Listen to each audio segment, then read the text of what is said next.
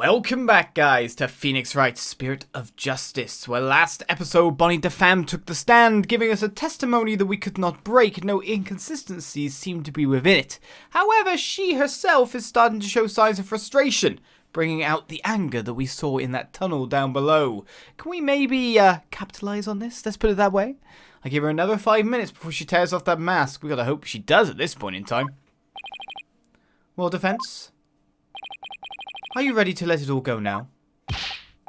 Of course not! I'll never give up! I see. I suppose this too is fate. The sacred scriptures of Khura'in describe a variety of hells for the damned. For someone like you, who struggles ceaselessly against his fate, Papul Buljig seems most appropriate. People boy... What? Oh wait, that's Khura'inese. People boiling sounds kind of like it might be true. What sort of terrible place is Papul Buljig? A place where the more one struggles, the further one falls into the abyss. At the bottom of the abyss, a ferocious beast awaits. Think of it as something akin to an antlion sandpit trap. Oh, there's one of those in my backyard. Wow, Khura'inist hell is closer to home than I thought. And now then, it would appear that the witness's testimony supports the prosecution's claims, that the defendant is the only one who could have killed the victim understage. How are we supposed to get out of this jam? Hey, Apollo, if you can't find any contradictions, maybe it's time to use analytical psychology. You mean, I heard some discord in Bonny's voice while she was testifying. Here we go. See, Witch is picking up on the noise in her heart too. That's right. Athena can hear things others can't with a super sensitive hearing. She can hear the emotions people suppress as a kind of noise or discord in their voices. Alright, Athena, let's give it a try. You got it! Hold it! Your Honor, I'm afraid that our witness, Mr. Pham, is suffering under terrible traumatic stress due to this horrible incident. She is? Yes, what with that terrible death on stage, and her beloved Trucy getting arrested, she's under awful strain and shock. In fact, I don't know how much more she can take before she is unfit to testify. What? Oh, I've heard of that. What is it called? Postal stress disorder, right? It's where a person becomes uncontrollably angry, I think. I read about it somewhere. That's going postal, Your Honor. This is PTSD. Oh my! So that's why the witness acts so hostile at times, as if she were a different person. Yes, and I think her condition is clouding her memory of the incident. Therefore, I suggest a short therapy session for the witness. Huh? Therapy? You don't know the first thing about a magician's mental strength. I've risked my life jumping through rings of fire and having my body sawn in half. Oopsie. Boy, I have to watch my temper, don't I? Haha.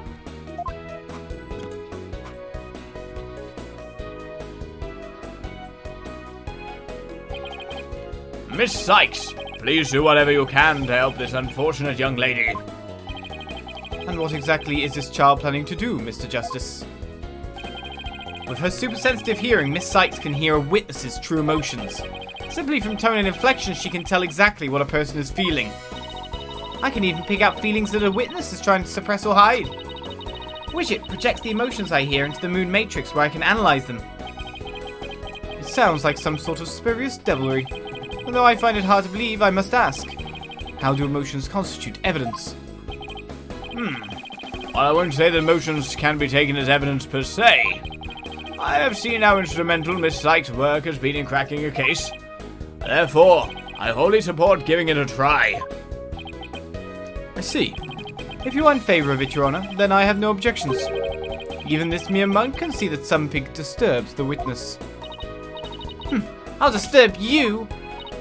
Oh, thank you for understanding, Prosecutor Sadmadi. Apollo, you remember how to conduct a therapy session, right? Yeah, we tap on the emotion that's out of place. You want me to lead the session? Of course. You're the lead on this case after all. Fair enough, but, do I need a refresher? I think I'll be okay, he says while the audience screams, no, you really do need a refresher because you're Olizandri. I think I still remember from the last time, so let's get right into it. Okie dokie. You ready, Reddit? Let's do this. I mean, it was only 6 months ago.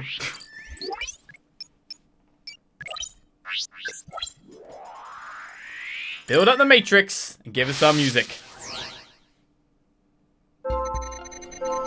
I guess Trucy is the one who killed Mr. Reyes. Sadness because of Mr. Reyes' death or Trucy being the one implicated? That sounds normal. Even she could move the body with that lift. Sad again. Look at Trucy's evil face. It's great. I was on stage at the time. Feels nothing about that though, however. What terrible mistake. But that terrible mistake. She was shocked by making the mistake and sad that she made the mistake. Seems completely reasonable. My stupid flood caused Trucy so much trouble. Sadness seems completely reasonable. I feel so bad about it. Of course they gotta make the first one a very gimme, gimme, gimme, haven't they? Okay then, why are you happy when you feel so bad about it? Got it! I have to say, Mr. Pham, you certainly are a strange one. Even though you said I feel so bad about it, it seems you were feeling happy about it too.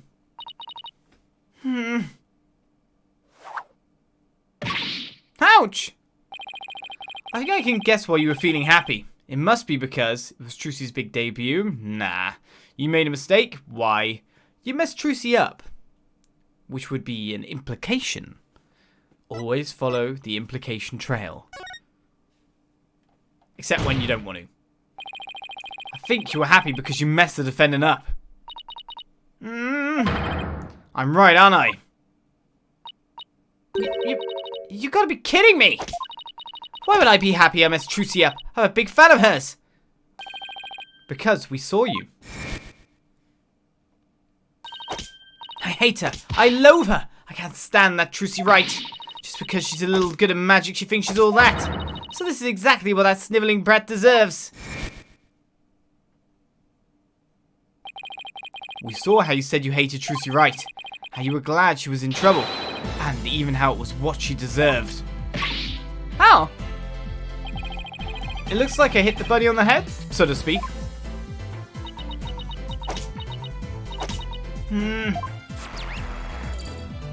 Okay, halfway there. Apollo, the noise level dropped. Now, if we could get it down to 0%. Well, Mr. Pham, are you ready to confess how you really feel?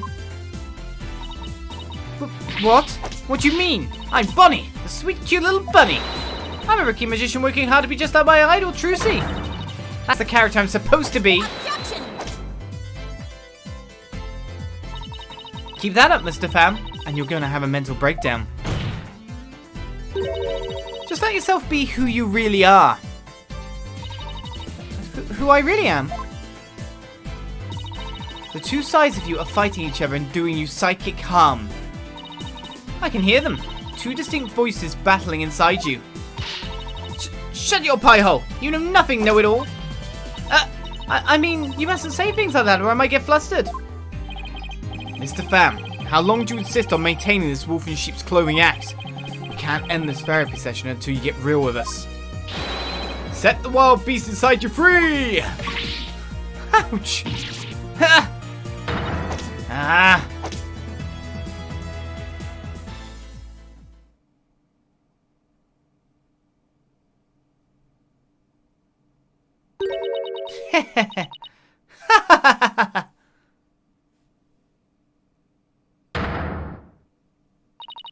Don't make me laugh. You don't know a dang thing about me. You want to see who I really am? Fine. Take a good look.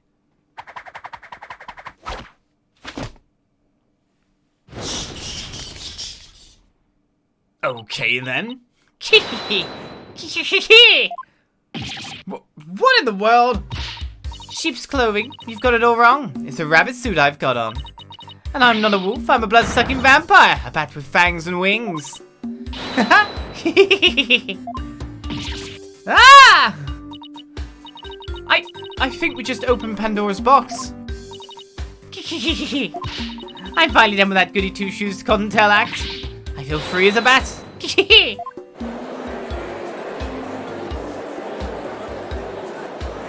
you have any more suitable clothing? No offense, your therapy session has taken a turn for the worse from the looks of it. There's a perfectly good explanation for this. Isn't there, Miss Sykes? Methinks I created a monster. We blew it. Hey you, lobster boy! Who, me? You think I'm glad Trucy is in trouble? That I think she's getting her just desserts? Well, guess what? You're right!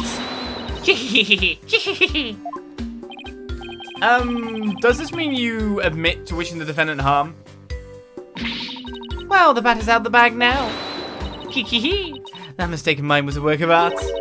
Thanks to my goof, poor little Trucy had to do all of that hard physical labor. When you say hard physical labor, what are you referring to? Because of Mr. Hat's new position, Trucy had to move both of those huge stage lifts. They must have been so heavy. What a riot! That's strange.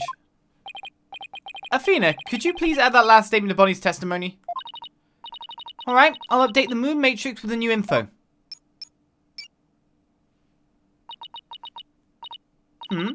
Hey, Apollo! Now there's a new inconsistency in the testimony. Yeah, she finally slipped up. So what do I need to do now?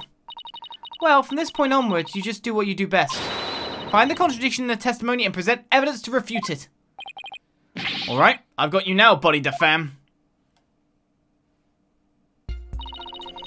Alright, we're looking to present. I guess Trucy is the one who killed Mr. Elias. Okay, where's the new statement it said? Even she can move the body with that lift. I was on stage at the time with that terrible mistake. Info updated here. You know what? Serves her right. That didn't really help. That's her opinion. Thanks to that, she ended up having to move the stage lifts. So it's one of these two, and the other one's just kind of like an opinion or a thought. So I'm presenting to this, not pressing. So let's find out something that we have around the place that will help us out.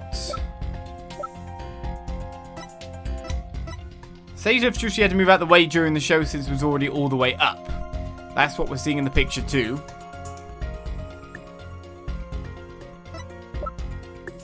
Trucy moved the stage lift to cover for Bonny's mistake. She told no one about this. Ah!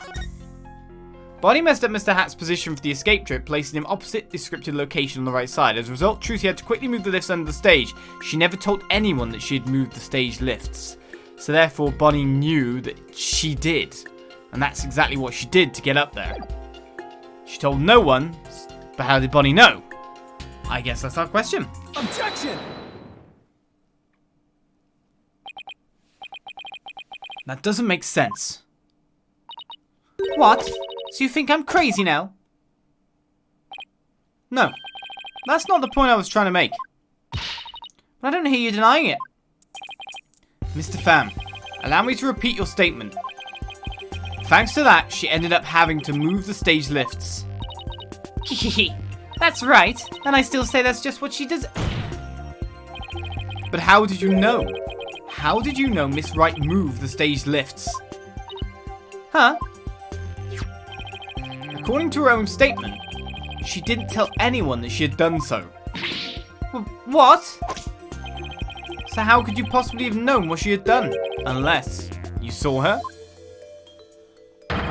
You saw Miss Wright moving the lifts in the understage passage, didn't you? Ah! Okay.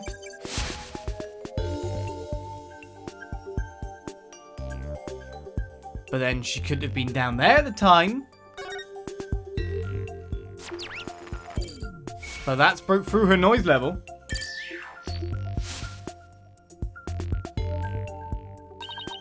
You did it, Apollo. Noise levels are at 0%.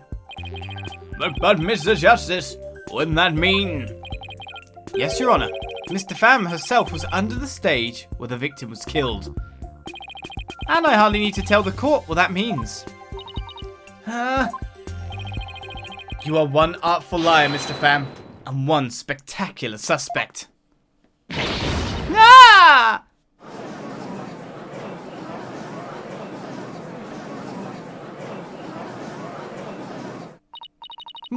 Why, you shiny red lobster boy? You're saying I killed Mr. Rios? I'm saying there's a possibility. What's more, I say you had a solid motive to frame my client for the murder as well. Objection. My apologies for raining on the defense's merry revelry. But you seem to have forgotten one very important point. Oh, really? The TV footage. As you can clearly see, Mr. Pham was on the stage the whole time. The entire audience can bear witness to that fact, including you. Oh yeah. You have just taken a long and senseless journey, only to return to the starting line. The witness could not have been in the understage passage, which means the only one left who could have killed the victim is the accused. Ha! Guess the party's over. But Mr. Pham knew something she couldn't have known unless she was under the stage. How do you explain that, Prosecutor Maddie? It's quite simple. The accused must have told Mr. Pham about it, then forgot. Ha! Open those useless eyes of yours and take a good look at the footage. If Mr. Pham really was in the understage passage, it would mean she was on stage and understage at the same time. It means she was in two places at once. That does seem to be the only explanation that makes any sense. It may be an explanation, but I'm not so sure about the make sense part. And we'll just have to make it make sense. Your Honor, the witness was both on stage and understage at the same time. That is the defense's assertion. I've heard some illogical things come out of you before, but this is absurd. I'm sure you'll change your tune once you hear my reasoning, Your Honor. My gut tells me you're bluffing, but I'll bite. Very well, Mr. Justice. How do you explain how the witness was in two places at once? Well, she teleported. She is supposedly a master of that kind of trickery, right? There were two bunnies. Well, there were two bunnies in a cage, and it almost seemed at times like you were talking to two different persons. One sweetness and light, one putting on an act. The Bonny on stage was fake. Well, either one could be right in that regards. But early on, I'd say my assertion was the fact that these two people were so dramatically different. One was trying to emulate. And if you want to do a teleportation trip, hey, twins, they work really well.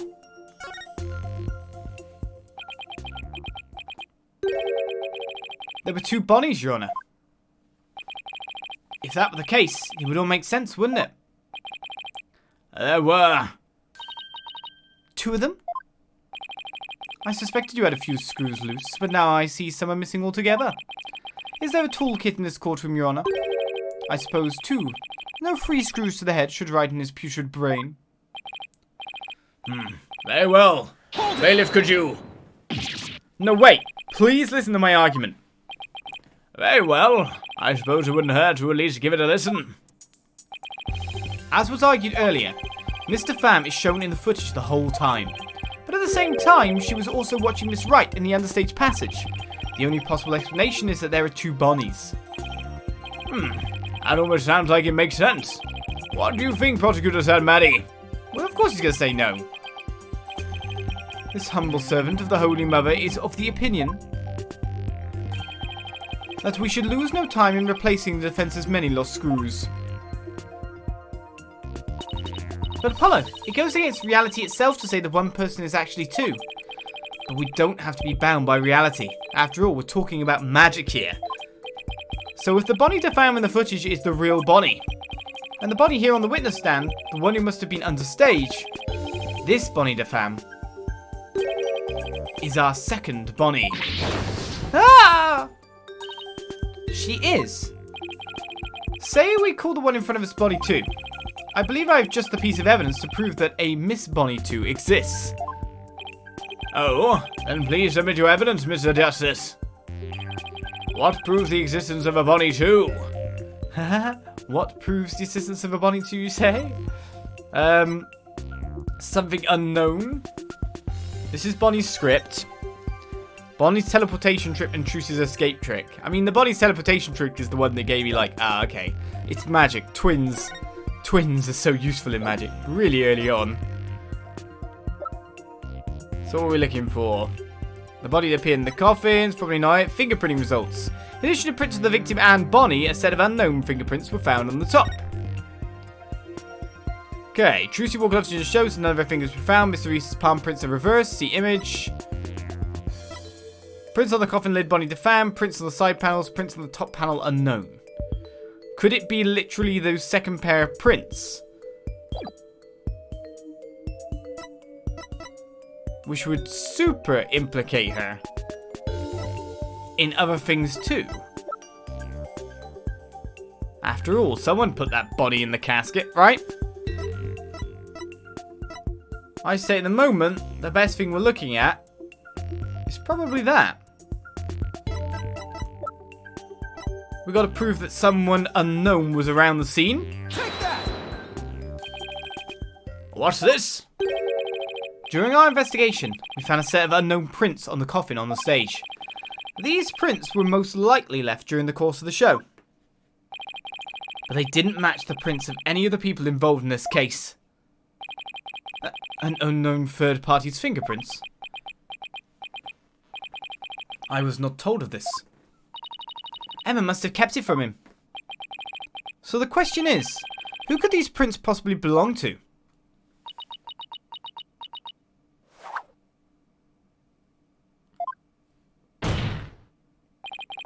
Mr. Pham, or should I say Bonny 2? These are your fingerprints, aren't they? Nah!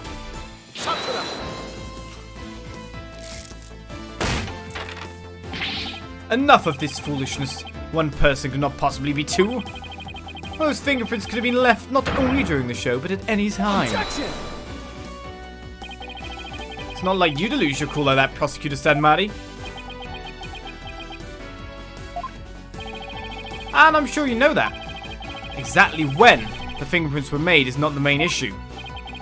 What do you mean by that, Mr. Justice? The issue is, who do these unknown prints belong to? They're certainly not Bonny defams. But what if they belong to the person standing right in front of us? Oh, you mean Bonny number 2 is the second Bonny? Is that what you're implying? Yes, Bonny number 2. It's preposterous to suggest that those prints belong to the witness. I say they must belong to some other unknown individual. Prosecutor Sanmari, can you really look at her and still say that? What are you looking at? Take a picture, it'll last longer. How could this be? If we check her prints, I'm sure they'll match the unknown set. Well, Bonny, the prints that don't belong to the real you belong to you, don't they, Bonny 2? Ah! Witness, is what the defense has said true? Fine, I admit it. The fingerprints are mine. Then does that mean you aren't Bonny defam? What? Ridiculous!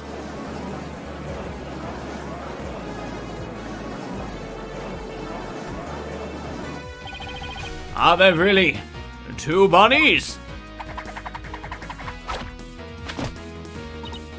Nope, there's only one Bonny.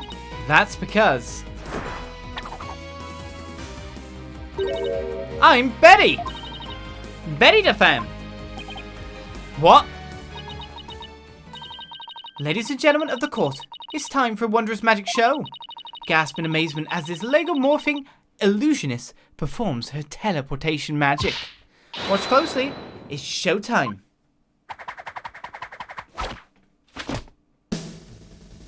Hey, yo, guys, we letting her escape again? We let people escape too easily. Oh, Really? Guys? Bailiff?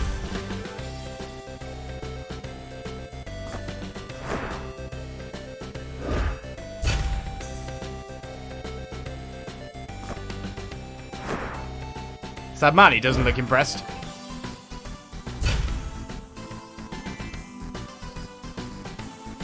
The Bat and the Bunny. Don't clap. What an amazing trick! The witness has suddenly split into two people. It's not a trick. No gimmick to it either. We're simply twins. What? Twins? So that's how the teleportation trick works. Ever since our debut, I've had to hide or pretend I'm Bonny. All cute and sweet and goody-goody. I can't tell you how stressful it's been. But I don't have to hide anymore. That's right. Our days of sneaking around are finally over. Their cover is blown. They actually seem pretty happy about it. So which one of you is the nice Bonny de femme we met in the dressing room? That would be me. And the sharp-tongued Bonny we saw with the ratings Raja on the stage was... Hey, who are you calling sharp-tongued? It's all starting to make sense now. So the fingerprinting results have been updated in the court record. Bonny and Betty de femme. It's a bit of twin magic. So, Mr. Justice, this changes the facts of the case rather dramatically, doesn't it? It certainly does. During the show, it was Bonny who was on stage the whole time. So Bonny couldn't have committed the crime. But Betty, on the other hand, I thought that was a spider, not a rat. Oh god, that scared me. Who was understage. Betty, on the other hand, who was understage, did have the opportunity. Flippin' rat.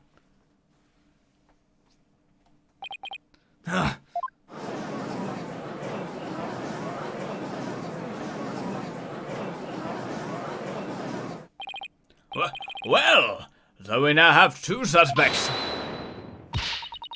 Wait just a minute there, lobster boy. I didn't do it. That's right. Betty might have a foul mouth, but she'd never kill anybody. Hey, who's got a foul mouth here? Oh, Well, speak up, huh? hold it. Please save your sibling squabbling for later.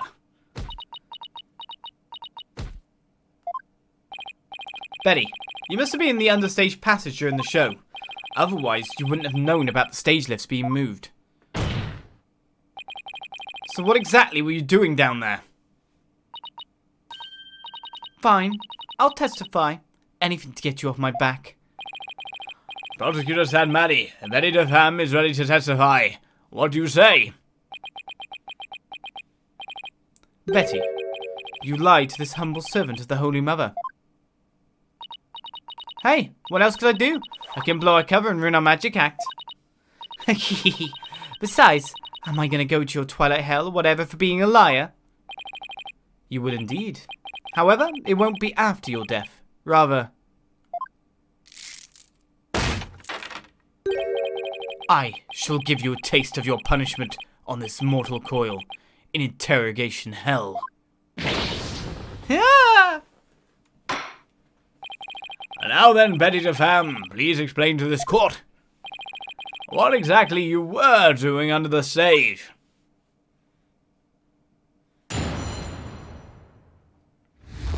Remember, the one on the left, not the one on the right.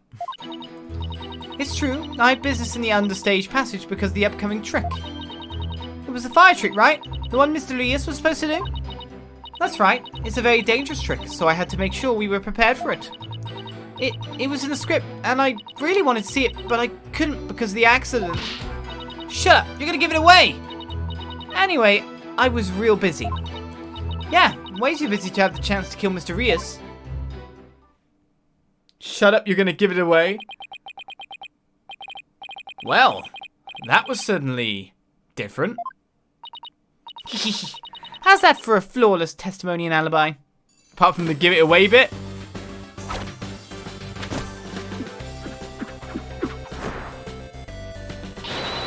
Our magic is real. It's not a trick or a gimmick. Oh my, she's floating. You can see from there, can't you? Your Honor? You can see she's being held up from below. You were supposed to pretend you didn't see that. It's a little something called etiquette. But, I can't help it. Whenever I see a contradiction or inconsistency, I just have to point it out. Now then, the defense may begin its cross-examination. And so we do, cross-examining some twins. This will lead to some very interesting pressing, I'm sure. What happened understage is what we wish to know. But we'll find out next episode on Phoenix Wright, Spirit of Justice. I'll see you guys then. Bye-bye.